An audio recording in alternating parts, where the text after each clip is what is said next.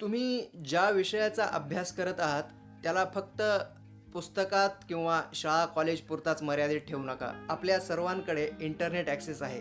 सहसा लोक म्हणतात की इंटरनेटमुळे किंवा मोबाईलमुळे अभ्यास होत नाही.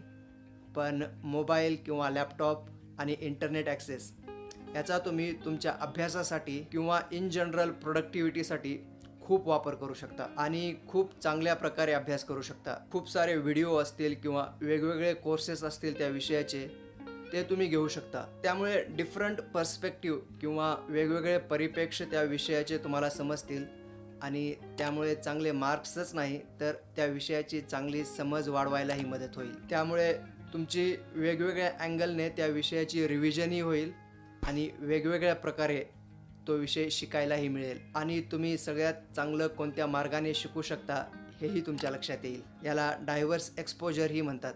आणखी एक